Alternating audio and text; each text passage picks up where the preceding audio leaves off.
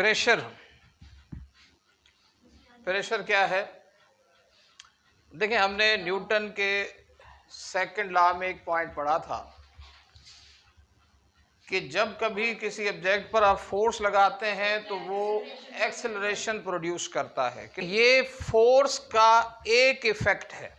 इस इफेक्ट के अलावा फोर्स किसी और तरह से भी अपना इफेक्ट शो कर सकता है। मिसाल के तौर पर ये कोई बॉक्स है जो कि मैंने टेबल के ऊपर रखा हुआ है। टेबल के इतने एरिए पर, जितना मैंने नीचे हाईलाइट किया हुआ है, इतने एरिए पर इस बॉक्स को रखा हुआ है।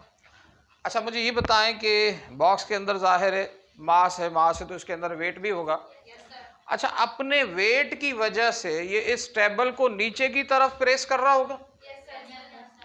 नीचे की तरफ प्रेस कर रहा है वेट की वजह से। इसका मतलब ये वाला बॉक्स जो है इस टेबल के ऊपर एक तरह का नीचे की डायरेक्शन में फोर्स लगा रहा है। लेकिन क्या वो वाला फोर्स एक्सेलरेशन प्रोड्यूस कर रहा है?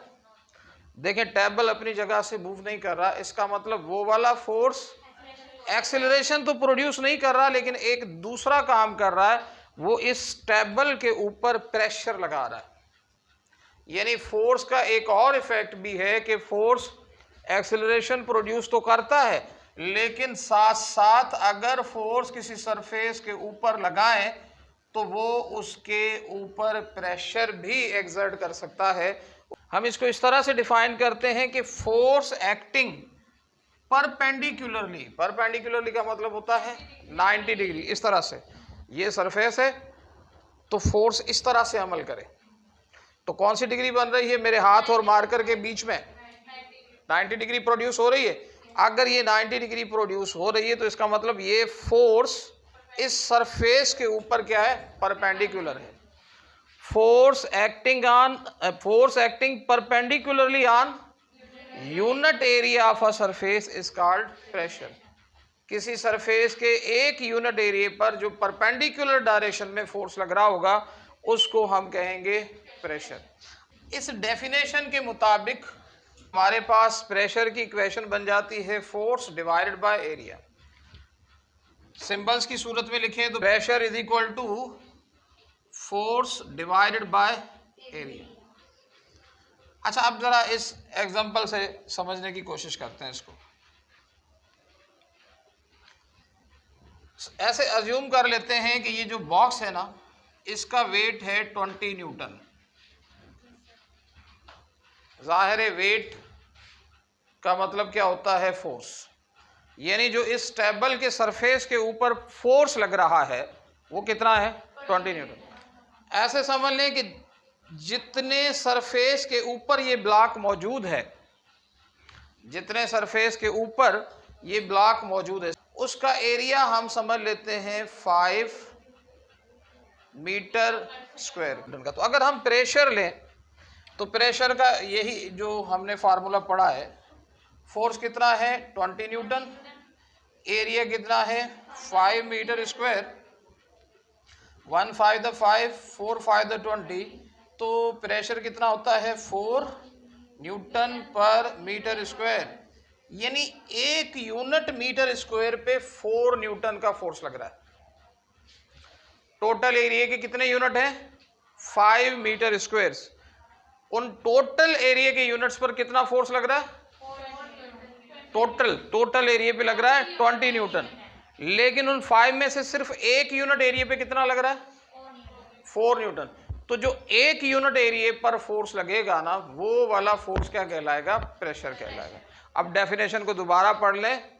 Force acting perpendicularly on a unit area, एक यूनिट एरिया पर जो परपेंडिकुलर डायरेक्शन में फोर्स लग रहा होगा वो वाला फोर्स क्या कहलाएगा? प्रेशर कहलाएगा। यहां इस इक्वेशन को गौर से देखें तो आपको प्रेशर और एरिया के दरमियान कैसा रिलेशन मिलता है? इनवर्स रिलेशन मिलता है।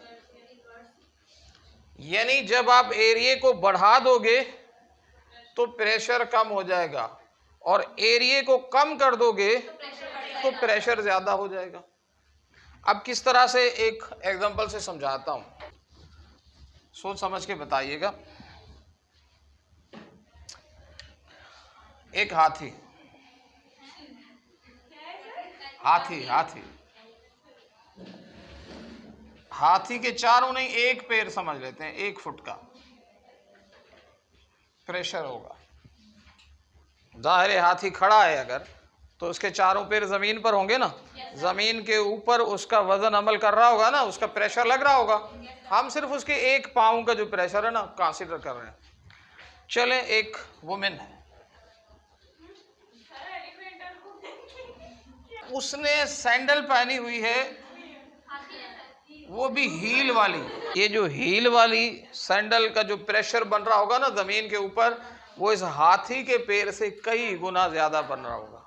हाथी का जो पाँव है ना वो फैला हुआ होता है, मतलब उसके नीचे जो एरिया आ रहा है वो ज्यादा हो गया, जबकि हील का जो एरिया है ना वो बहुत ही कम है। और हमने इस इक्वेशन में यहाँ एक लॉजिक तो समझ ही ली है कि प्रेशर और एरिया एक दूसरे के साथ इनवर्सली प्रोपोर्शनल है।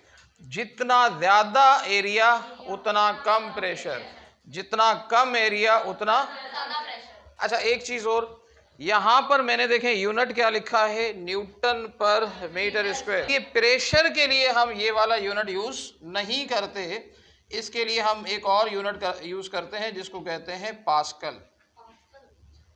क्या कहते हैं? पास्कल। और पास्कल को सिंपल निशान PA से लिखते हैं। अच्छा, 1 पास्कल बराबर होता है 1 न्यूटन पर मीटर स्क्वायर के।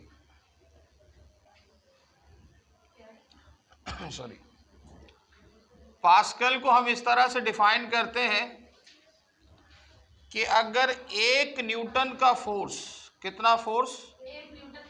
1 न्यूटन का फोर्स ऐसे एरिया पर अमल कर रहा हो जिसका एरिया हो 1 मीटर स्क्वायर, तो इस फोर्स की वजह से जो प्रेशर जनरेट हो रहा होगा वो कहलाएगा 1 pascal. If 1 Newton force is acting perpendicularly। अच्छा, परपेंडिकुलरली के लिए हम एक और लफ्ज भी यूज करते हैं, normally. On an area of 1 metre square, then pressure applied on that area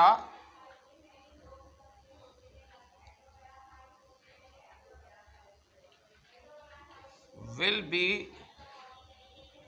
equal to 1 pascal. तो हम कहेंगे कि इस एक यूनिट एरिया पर जो प्रेशर लग रहा है वो 1 पास्कल है। याद रखें कि जो प्रेशर है इसको हम एज ए स्केलर क्वांटिटी लेते हैं।